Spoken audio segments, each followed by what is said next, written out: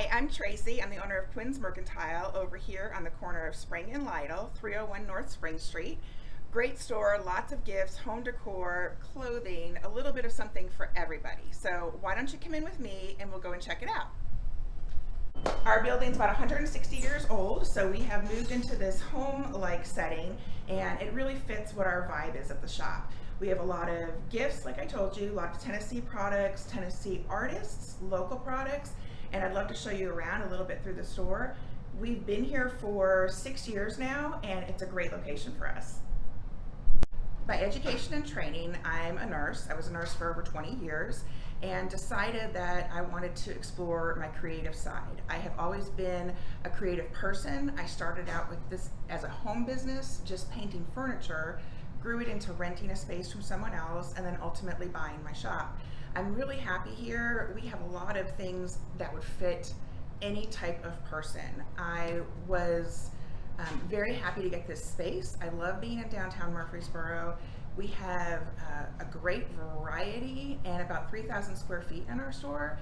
And a lot of people don't realize that we're very active on social media and we have a complete website. So with our website, you can order free in-store pickup or we ship nationwide.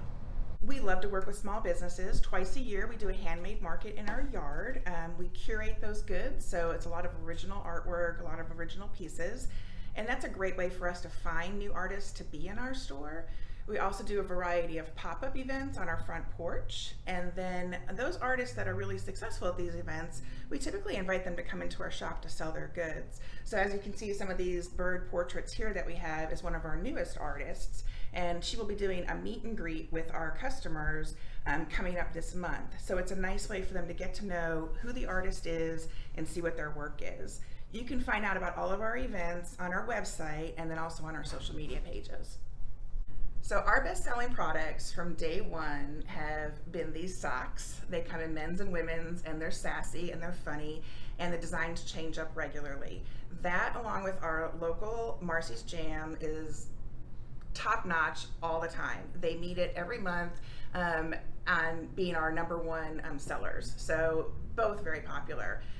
We like to recommend other shops for people to go to when they come and shop with us. One of my favorites is just a block away, M&J Home.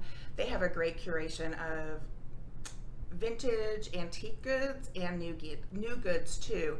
I really like shopping there. We have a very nice community in this area. You can walk it, you can drive it. We've got a great downtown map. We're 2 blocks off the square, so we constantly are sending people back to the square to go around and see all the shops that are there too.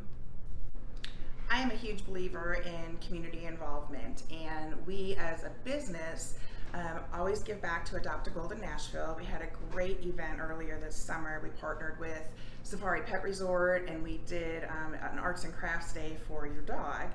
Really a big hit. In addition to that, we do other kinds of things with Adopt a Golden.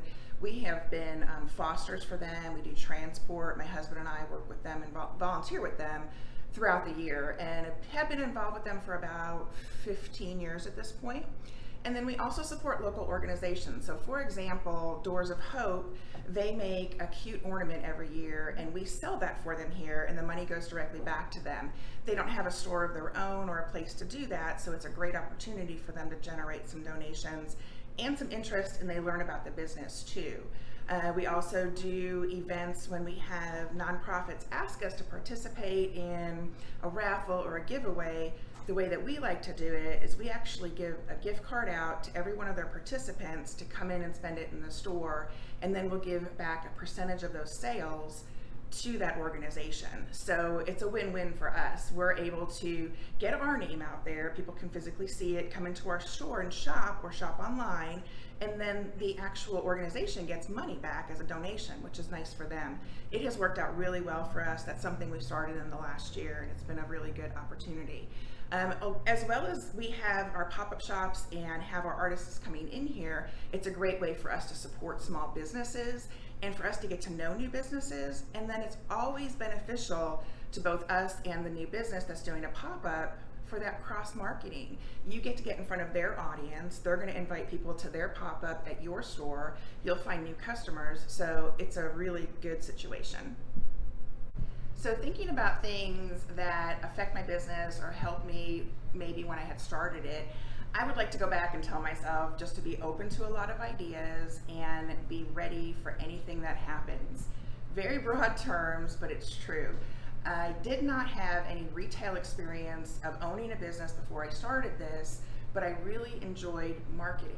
And so every day I feel like I learn something new and how to grow my business and get the right people in here to work with me. I think that's a great opportunity there.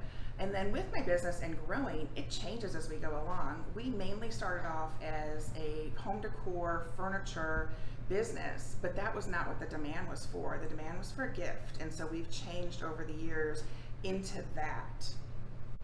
So if you too would like to start a small business, whether it's retail or food or whatever it may be, I think that the biggest thing is you have to have an open mind. Do your research ahead of time. What is it that you want to sell? Is there a market demand for it? And how do I do it? So you can start off on a very small scale like we have here with these people doing pop-up shops. They may never have been in a retail spot before, but it gets them in front of a larger audience. So that can be a win-win for them.